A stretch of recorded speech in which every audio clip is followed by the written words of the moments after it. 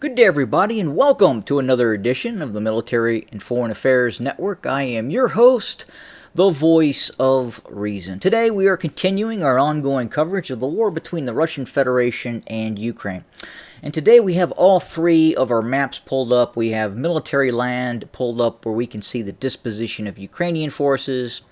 We have the Rondelli Foundation map pulled up so we can see the actual terrain features in perfect clarity, while at the same time we can see the front lines as well. And then finally, we have the deep state map pulled up as well. So we have all three maps to look at today. Again, military land, Rondelli, and deep state, all giving us the ability to hopefully make heads or tails of what is happening within the confines of this conflict. Now, we continue to see the Ukrainians attempt to elongate this salient that they have created near the town, the village of Robotna. If somebody would reach out to me at some point, and if they would like to send me the correct way to pronounce this village, I would be more than happy to accept it. I've heard different ways to pronounce it. Robotna seems to be the prevailing way of pronouncing it. Robotane, Robotine. Again, very, very difficult. And it doesn't get any easier with Novoprokopivka.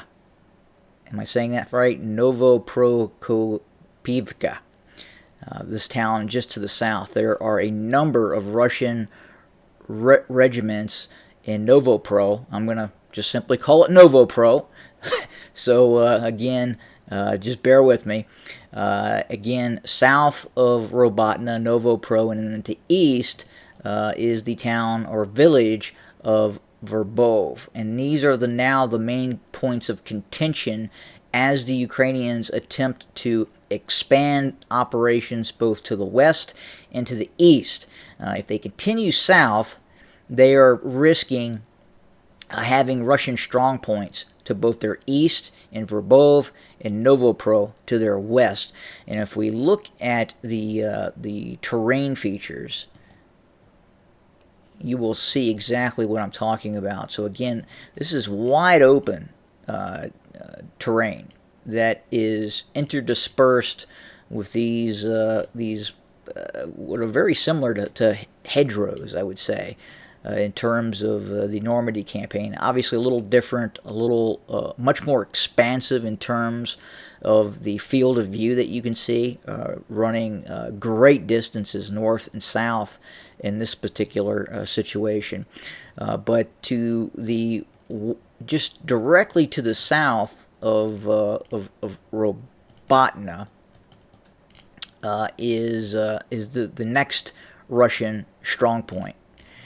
And the Russians reportedly have up to 6 or 7 battalion tactical groups, possibly more, entrenched in this area. So it's made it very difficult for the Ukrainians to move and expand the width of this salient in a westerly direction. At the same time, the Russians have large amounts of fortifications, and this is essentially the start of the main Russian defensive line, just kind of to the north and northwest of Verbov. If we go back to the deep state map and we activate, you can see exactly what I'm talking about. So trench lines, trench works, lines of fortifications, lines of dragon teeth, all are in this area. And again, this area here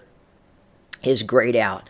The deep state map believes there is ongoing fighting for this area of Russian fortifications. Now, we do know the Russians are reinforcing this area with elements of airborne forces are being moved into this locale.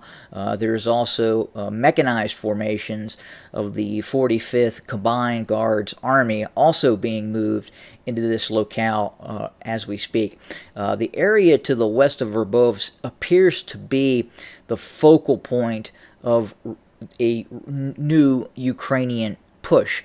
And Russian units in this area that are fighting the Ukrainian military are as follows: the 56th Guards Air Assault Regiment, VDV unit, the 100 Separate Reconnaissance Battalion, the 11th Reserve, the 3rd Reserve, the 417th Separate Reconnaissance Battalion. So it's interesting, you have fairly high-end units, such as these reconnaissance units, the 100th and the 417th, interdispersed with these reserve formations also in the mix, in the fighting. As we continue to work from east to west, the next unit, again, 1st Reserve, 71st Guards Motorized Rifle Regiment, 201st Motorized Rifle Regiment, and the heavy fortifications near Novo Pro. We've got the 14th Reserve. These are made up of mobilized forces. This is going to let me do it. Here we go. 70th Motorized Rifle Regiment, 210th Motorized Rifle Regiment, in the 1,430th Motorized Rifle Regiment, 291st Guards Motorized Rifle Regiment, 810th Naval Infantry Brigade, and then finally elements of the Russian National Guard as well, Chechen units fighting in this area as well. And then finally the 76 are elements of the 76 Airborne Division, the 104th Airborne Assault Regiment.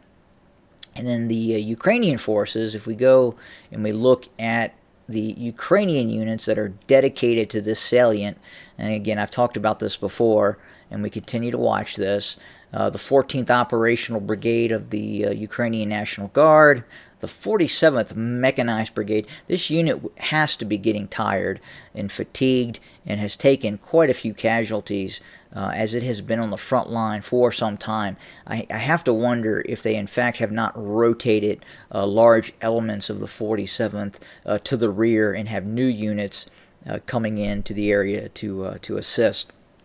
78th Regiment of the Air Assault Forces, Scala Assault Battalion,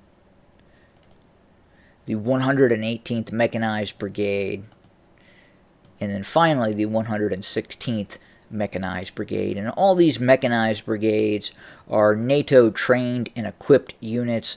Most of these units, these Ukrainian mechanized brigades, were deployed to Grafenwehr, Germany, and they conducted both tank and mechanized operations and trained up for this ongoing offensive by the Ukrainian military.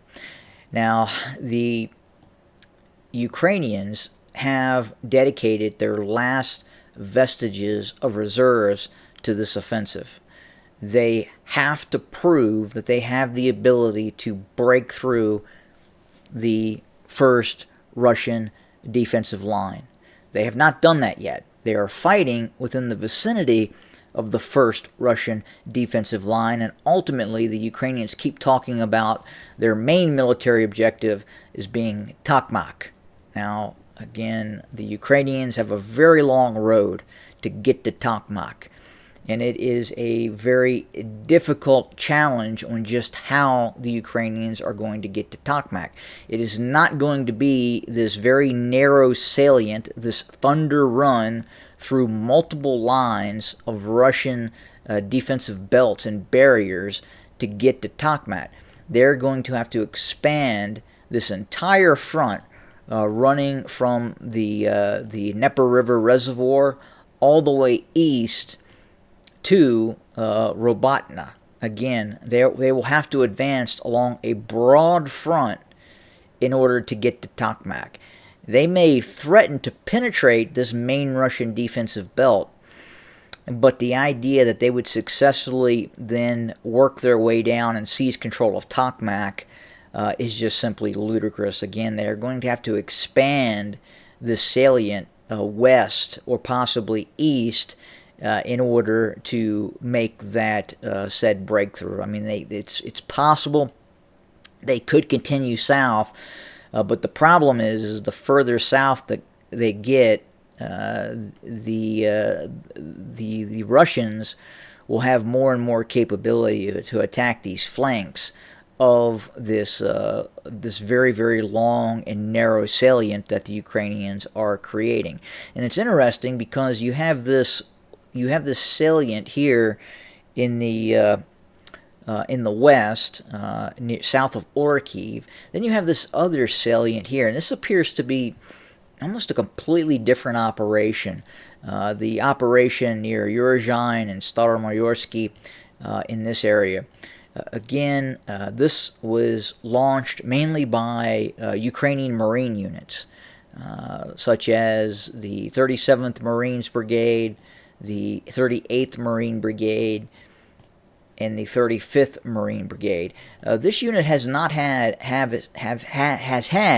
as much success in terms of deeper penetrations, the likes of which we have seen south of Orkiv. But again, this is really going to be all for naught if they don't have the ability to expand this salient in terms of width. If they continue to press south, the Russians are going to start pounding the Ukrainians from the flanks, and then they're going to have to hold their lines of supplies in terms of protecting those lines of supplies both to the east and to the west as well. Now, obviously, the U.S. military did conduct a operation that had a very, very narrow front in the second Gulf War when the United States invaded Iraq. But again, that is a lot different. The U.S. had air supremacy.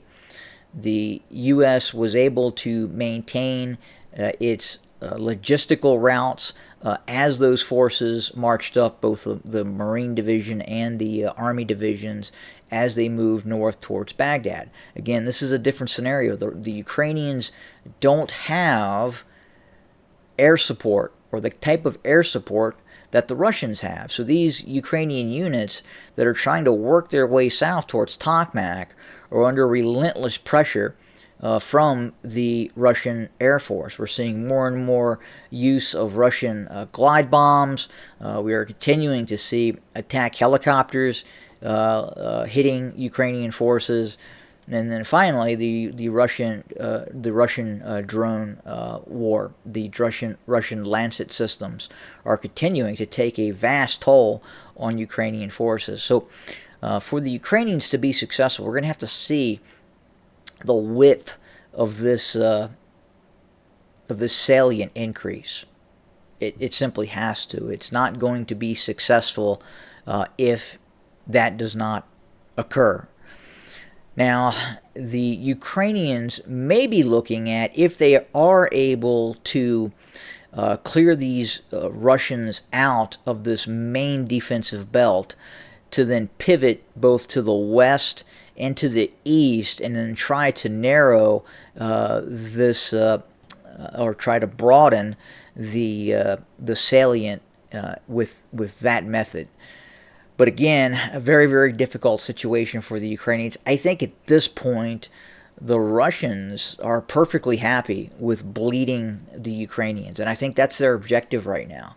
I think they're letting the Ukrainians in, while at the same time they are just gutting these forward deployed brigades that the Ukrainians continue to forward deploy.